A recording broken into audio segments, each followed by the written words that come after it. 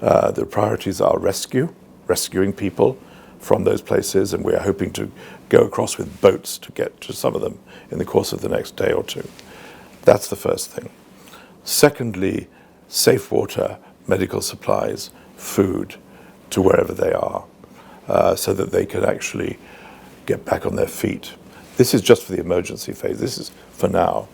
We then will move to an interim phase when we are looking at the humanitarian consequences of this appalling act, which includes the fact there are up to 700,000 people without safe drinking water, the fact that there are mines which are now floating. It's one of the most highly mined parts of the world, as you know, there.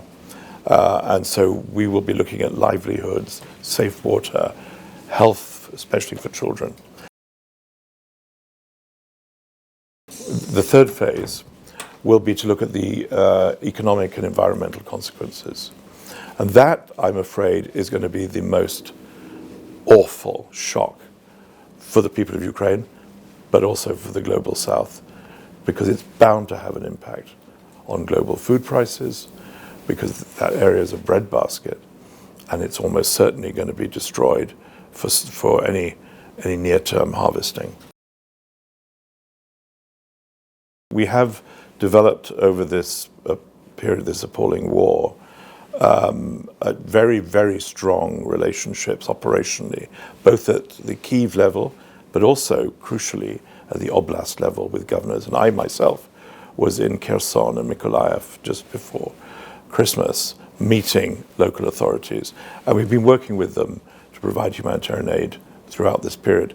And that's continued. So yesterday, 2 convoys went to Kherson to deliver aid. We've reached about 30,000 people so far, another convoy today. So the engine is moving. The World Food Programme is bringing in boats, launches, small launches, some of those Sherps, I think they are, to get people safely out of harm's way.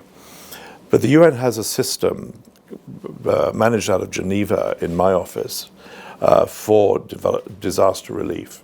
And we saw it in the Syrian and Turkish earthquakes, where these teams of specialists, search and rescue teams, go to places exactly of this kind to find where people are, to identify priority needs, to coordinate assistance.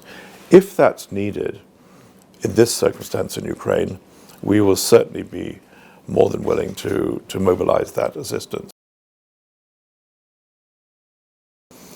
The idea that you would have been going through more than a year of war, a war which has come and gone across that river in Kherson, as I know, because I have been there too, and then suddenly to be woken up in the middle of the night by this blast and that torrent which takes away any reasonable future that you might have hoped for, damages lives, destroys lives and livelihoods.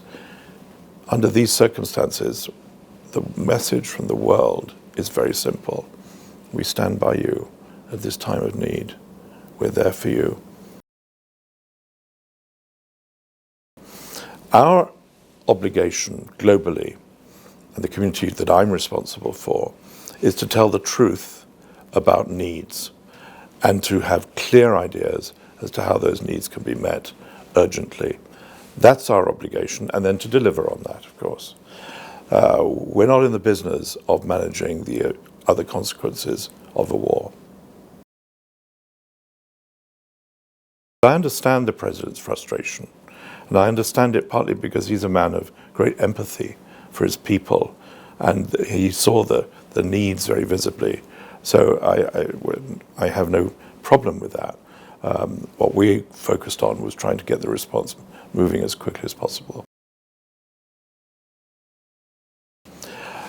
Khartoum is desperately dangerous and desperately in need of such assistance.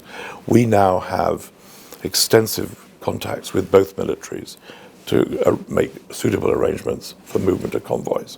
That's the first thing. Secondly, Darfur.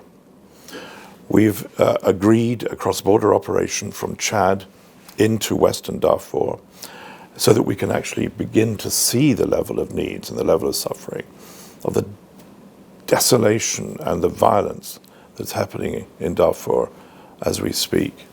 So Darfur, getting a humanitarian operation into Darfur to those people who've had nothing now for 5 or 6 weeks is very, very important.